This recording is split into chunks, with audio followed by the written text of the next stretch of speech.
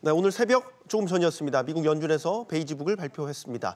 경제 활동은 완만하게 증가하고 있다라는 게 바로 연준의 미국 경제에 대한 진단이었습니다.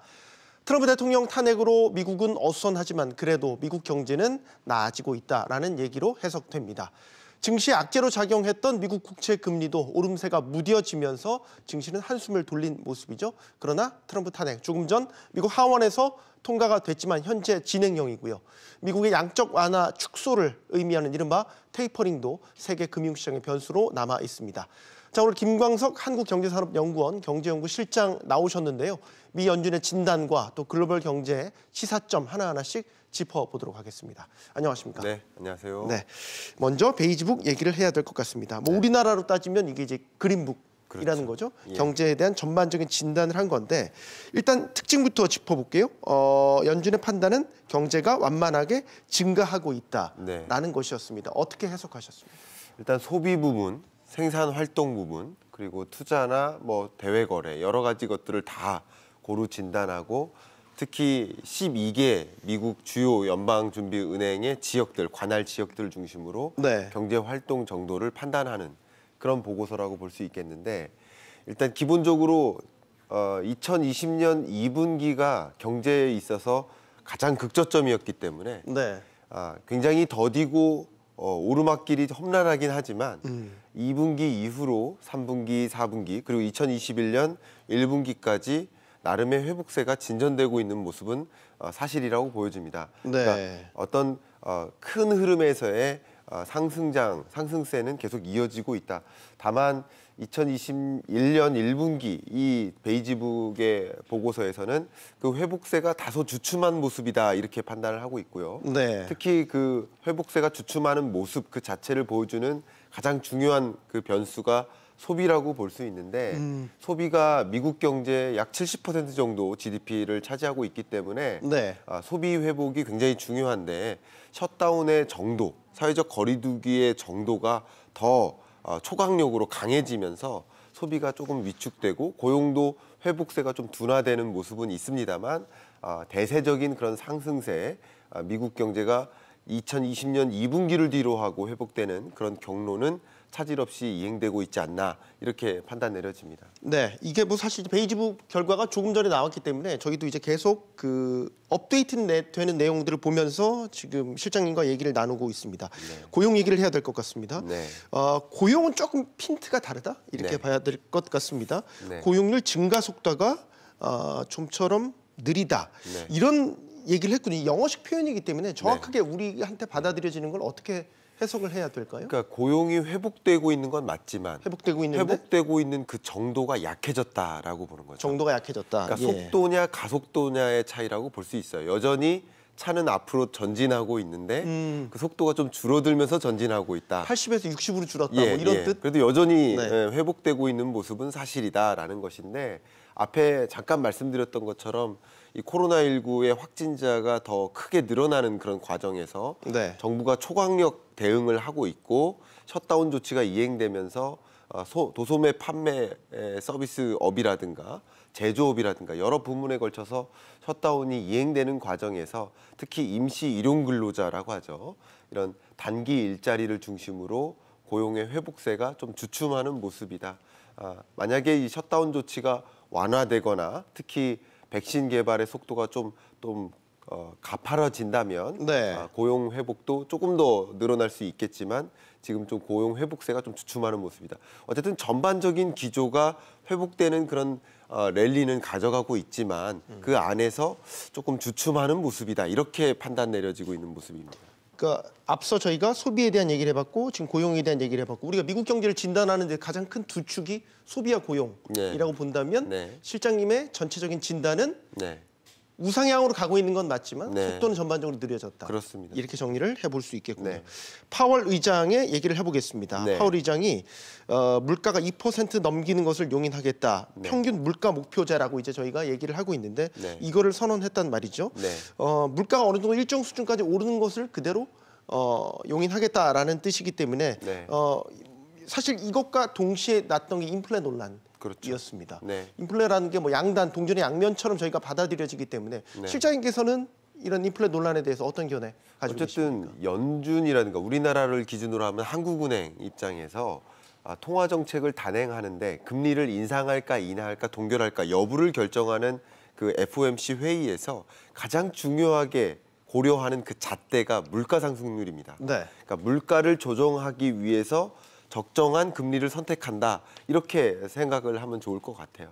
그러니까 물가 상승률 추이가 어떻게 전개되는가를 보면서 연준이 적정 금리를 선택하는 것이다. 이렇게 정리를 해본다면 지금 2020년까지는 0%대 물가 혹은 마이너스를 종종 찍는 물가, 디플레이션이 우려되는 물가 상승률이기 때문에 금리를 초저금리로 유지하면서 적정한 물가 상승률을 가져올 수 있도록 노력하는 그런 모습이었다.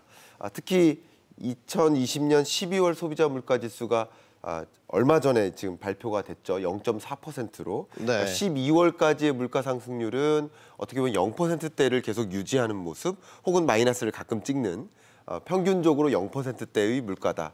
근데 이제 물가 상승률이라는 개념 자체가 2020년에 0% 혹은 마이너스를 기록했다면 전년 동월 대비 물가 상승률이기 때문에 네. 물가가 급등하는 모습처럼 전개될 수 있습니다. 그러니까 2021년의 모습이 물가가 갑자기 급등하는 모습처럼 보이는데 일종의 착시 효과처럼 그렇죠. 보인다는 거죠. 그런 기저 효과에 따른 물가 상승률 이런 것들이 반영되기 때문에 물가가 상승한다 하더라도 그때그때 금리를 바로바로 인상할 필요는 없지 않느냐 하는 그런 어떤 철학이 담긴 그런 제도가 이제 AIT 평균 물가 상승률 제도죠.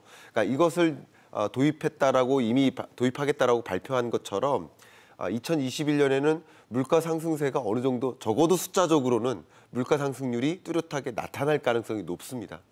그렇기 때문에 물가 상승세가 있을지라도 금리 인상 아직 안 하겠다. 네. 왜냐하면 평균적인 중장기적인 기간에 걸친 평균 물가 상승률로 본다면 물가 상승률이 조금 반등하더라도 이게 진짜 물가가 올라간 건 아니다라고 판단한다는 것이죠.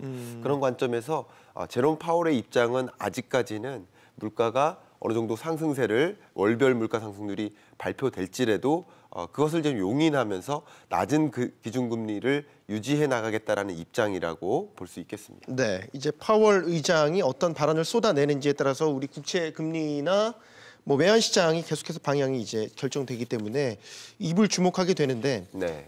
지난 마지막 FOMC에서 파월 의장이 경제가 예상보다 빨리 회복될 거다라면서도 중대한 진전이 있기까지는 네. 완화적 통화 정책을 이어가겠다. 네. 앞부분에 방점을 둘 것이냐, 네. 뒷부분에 완화적 통화 정책에 방점을 둘 것이냐 보는 거에 따라서 해석이 달라질 수 있어서 사실 그 전에는 사실 초완화 정책에 거의 힘을 실었기 때문에 파월 의장이 뭔가 기묘한 변화가 보인다? 이렇게 해석하시는 분들도 있었기 때문에 실장님 견해 주시죠. 생각했던 거 이상으로 경제가 급진적으로 회복되는 모습이 관찰되는 건 사실이에요. 그러니까 불확실성이 계속 고조되다가 코로나19가 장기화되다 보니까 이제 불확실하다고 느끼지 않는 거죠. 모든 기업 경영 활동이나 정부의 정책, 가계의 소비 활동 이런 것들이 제자리로 이미 돌아오는 모습이죠. 다만 대면 서비스에서 비대면 서비스로 전환된다든가 이런 구조적 변화만 맞물리는 것이지 그 규모 자체가 축소되는 모습은 아니라는 것이죠. 그런 것들이 진전되는 것들이 관찰되니까 이제 금리 인상 시점이 조금씩 오는 것 아니냐. 금리 인상을 이제 고려해야 되는 건 아니냐. 금리 인상 여부를 가지고 논의해야 되는 것이 아니냐 하는 그런 말씀을 하신 거라고 볼 수 있겠고요. 역사적으로 한번 금리 인상 추이를 한번 생각해 본다면 2008년 글로벌 금융위기 때 사실 그때 세계 경제 성장률의 충격이라든가 아니면 미국 경제 성장률의 충격과 비교하면 2020년 충격보다 덜합니다. 근데 기준금리에 지금과 같은 낮은 기준금리, 똑같은 기준금리까지 내렸다가 언제 인상하기 시작했냐면 2008년 이후로 이 낮은 금리를 계속 유지하다가 2015년 12월에 들어서 금리를 인상하기 시작했습니다. 이 얘기는 다시 말하면 뭐냐면 미국 경제 여건이 이 글로벌 금융위기 이전 수준으로 회복됐다라고 판단될 때 비로소 금리를 인상하기 시작했다는 것이죠. 다시 말하면 코로나19의 충격이 작용됐고 2020년 2분기에 완만하게 회복되는 것은 눈에 그려집니다. 그러나 코로나19 이전 수준만큼 고용이나 소비나 여러 경제활동 여건이 회복되는 것을 관찰하기까지는 아직도 상당한 시간이 걸린다라고 볼 수 있어요. 네. 그래서 앞에 말씀하신 것처럼 정말 극단적인 어떤 정말 가시적인 그런 경제 회복이 나타나지 않는 한 이 낮은 금리를 유지할 필요성이 있다라고 판단하는 것이라고 해석해 볼 수 있는 것이죠. 네, 제가 자꾸 실장님의 해석에 반론을 제기하는 것 같아서 좋습니다. 죄송한 마음인데 네. 연준 위원들이 네. 이 양적 완화 축소 테이퍼링에 대한 네. 가능성 언급하기 시작했잖아요. 네, 그러면 사실 국채금리도 예. 오르면서 증시에 악재를 작용한 부분도 분명히 있었기 그렇습니다. 때문에 예. 더 강한 회복세를 보일 가능성이 있다. 기존 정책을 철회하고 수정해서 금리 인상을 고려할 준비가 돼 있다. 네. 라팔 보스틱 애틀랜타 연방준비은행 총재 네. 발언이었습니다. 네. 위원들의 생각은 좀 다른 것 같다라는 생각도 드는데 사실 이 위원들은 지금 제시되고 있는 애틀랜타 연방준비은행 총재의 말씀이신데 각 지역별로 그 경제 충격이 다르고 회복세도 좀 다르다고 볼 수 있어요.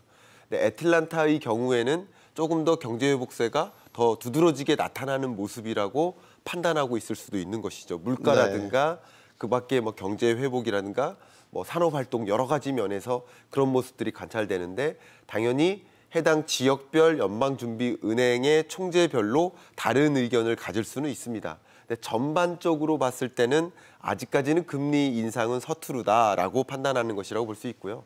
다만 여러 연방준비은행의 총재들이 매파적인 이런 발언들, 테이퍼링이 필요한 것이 아니냐 하는 이런 발언들이 하나하나 시작되기 때문에 원래는 2021년, 2022년, 심지어는 2023년까지 이 낮은 금리를 유지하겠다라고 계속 입장을 발표해 왔지만 그래도 2021년 하반기쯤에는 2022년에 기준금리 인상 여부를 논하는 그런 종류의 회의가 더 많이 그 주제가 입장이 정리될 수 있겠다라는 그런 생각이고 상대적으로 이제 매파적인 시각으로 조금씩 전환되고 있다라는 것이지 금리 스탠스에 대한 변화가 있는 것은 아니다라는 것을 말씀드리고요.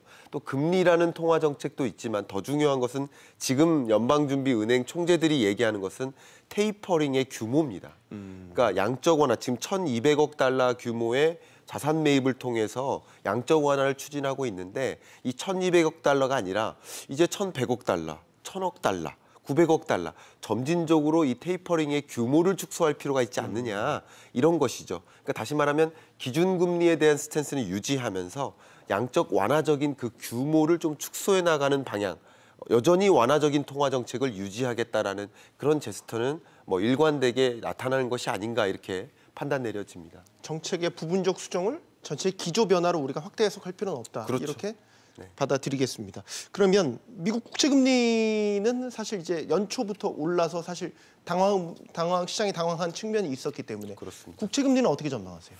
네, 국채 금리는 사실상 시장의 기대와 시장의 전망과 거의 유사한 흐름을 가지고 있어요. 특히 10년물과 30년 이런 장기 국채 금리는 시장의 경제적인 그 회복 여부를 그대로 보여주고 있습니다. 여기 지금 그래프로 잘 제시되어 있는데 네. 보시는 것처럼 2020년 3월 달이 가장 낮았었죠. 그리고 그러네요. 그 이후로는 네. 완만한 회복세를 진전하고 있지 않습니까? 예. 그러니까 이게 미국 경제의 더디고 완만한 회복세를 보여주고 있는 모습이에요. 여전히 코로나19 이전 수준으로 회복된 건 아니지만 네. 회복세를 진전시키고 있구나. 그런데 이제 단기금리, 2년물 국채금리 같은 경우는 사실 이 기준금리랑 거의 긴밀하게 연동되기 때문에 미국 이 장기금리와 단기금리의 스프레드, 이 격차가 크게 벌어지는 모습이죠. 그러니까 이런 모습들 때문에 기준금리의 인상이 조금씩 시점이 오는 것이 아니냐라는 판단도 같이 오는 것이라고 볼 수 있겠죠. 네. 그러나 기본적으로는 장기금리는 우상향하는 모습을 그릴 것이다. 단기적으로 조정되고 또 상승하고 이런 변동이 계속 반복되는 모습은 있겠지만 이 변동폭이 있으면서 우상향하는 흐름을 가져갈 것이다. 특히 백신 개발이라든가 코로나19 종식 선언이라든가 이런 역사적인 이벤트가 있으면 또 크게 급등하는 일도 있을 수 있겠구나 이렇게 생각하면 좋겠습니다. 알겠습니다. 자, 오늘 말씀 여기까지 듣겠습니다. 김광석 한국경제산업연구원 경제연구실장과 이야기 나눠봤습니다. 고맙습니다. 네, 감사합니다.